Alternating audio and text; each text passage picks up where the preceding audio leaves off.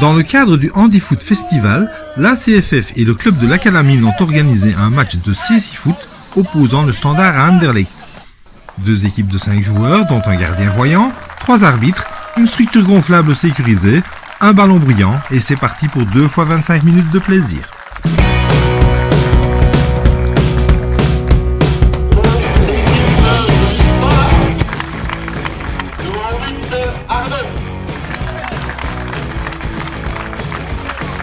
Et on finit le numéro 9, Kélan.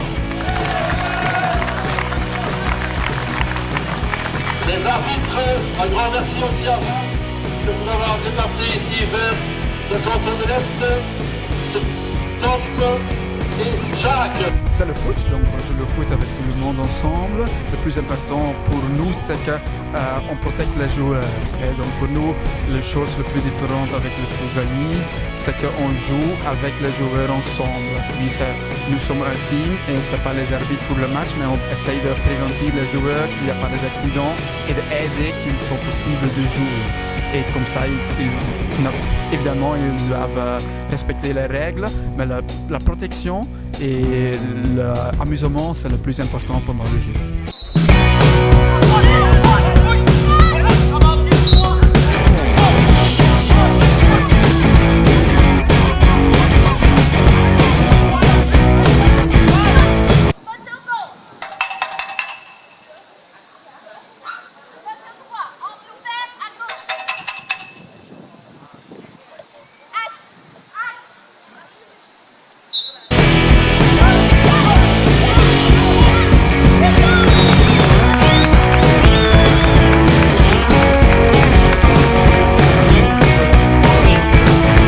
Sont là effectivement pour donner le meilleur d'eux-mêmes et si on gagne la rencontre tant mieux, mais l'esprit aujourd'hui c'était vraiment d'essayer de montrer la plus belle image de cette discipline qui était encore trop peu connue et puis de partager des bons moments avec d'autres joueurs.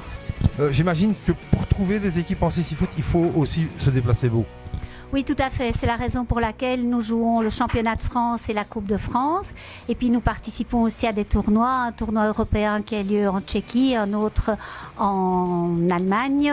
Et voilà, il y a 15 jours, on a fait 1000 km sur la journée pour aller jouer en Alsace. C'est aussi toute une équipe qui est autour de cette équipe de Cécifoot. Oui, bien sûr. Et c'est ça qui est bien parce que quelque part, il y a le gardien qui est bien voyant, il y a les guides qui sont bien voyants aussi et on est presque paritaire.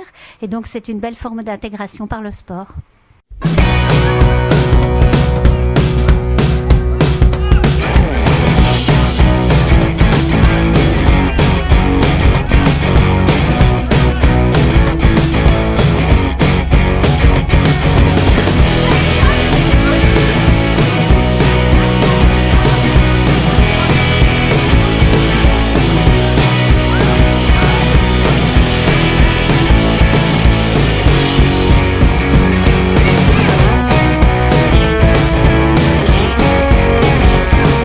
Je suis vraiment étonné de voir qu'il y a certains joueurs qui jouent très bien, qu'ils arrivent quand même à jouer même avec leur handicap.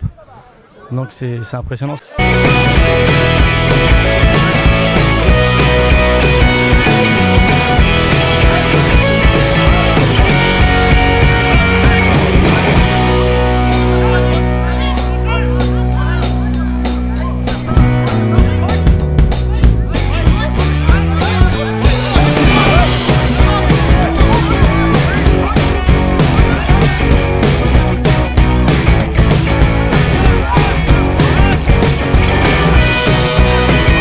Nous sommes la catégorie non-voyants, car il y a 2 catégories en Cécifoot.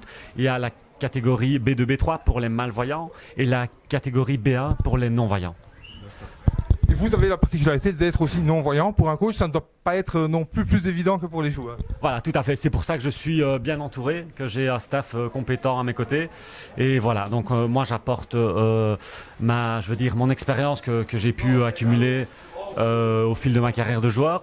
Et j'ai le staff qui sont vraiment mes yeux en fait autour du terrain et c'est la symbiose des deux qui permet de pouvoir faire grandir une équipe telle que l'équipe du Cécifoot B1 Standard de Liège soutenue par la SBL ASA.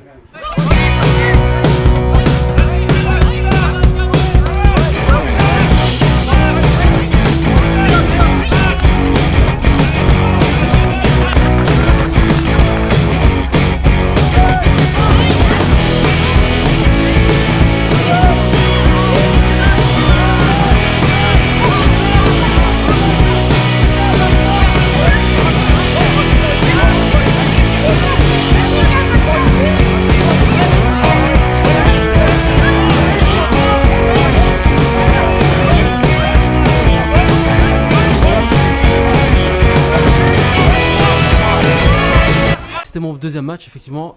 Ça fait que depuis le mois de janvier que j'ai commencé. Et donc voilà, petit à petit, j'espère que ça ira mieux. J'ai déjà sauté plusieurs fois en parachute. Je fais du ski alpin également. De l'escalade, de la spéléologie, des randos, des trails en montagne et tout. Enfin voilà, beaucoup de sports variés, extrêmes. Voilà. Du coup, à ce moment-là, on n'a plus peur d'un ballon quand même. Non, on n'a pas peur du ballon. Le principal, ouais, c'est vraiment mettre le bras devant la bouche et le nez pour éviter de se casser le nez ou les lèvres. Tout à l'heure, je me suis pris 2 coups dans le nez parce que je suis mal protégé. Et voilà, c'est. Puis bien voyer aussi pour se signaler, pour que la personne en face sache qu'on est là et que ça évite de se rentrer dedans et de se faire mal. Alors, par rapport à tous les sports que vous avez cités, ici c'est un sport collectif, ça ajoute une dimension supplémentaire? Effectivement, là c'est complètement différent, c'est un autre univers, étant donné que c'est. Faut pas penser qu'à soi, faut penser aux autres également. Et puis bon, bah c'est très collectif comme vous dites. Faut faire des passes, faut se situer sur le terrain, faut savoir où sont nos coéquipiers pour pouvoir faire des actions et monter ou défendre. Alors quand on est joueur du Standard, est-ce que jouer contre Anderlecht c'est une adrénaline supplémentaire? Bien sûr, il y a toujours l'adrénaline qui est là, il y a toujours le classico. Et bon, un peu déçu d'avoir perdu quand même, mais bon, voilà, c'est le jeu et ils ont été cette fois-ci plus forts que nous, mais la prochaine fois, on les aura.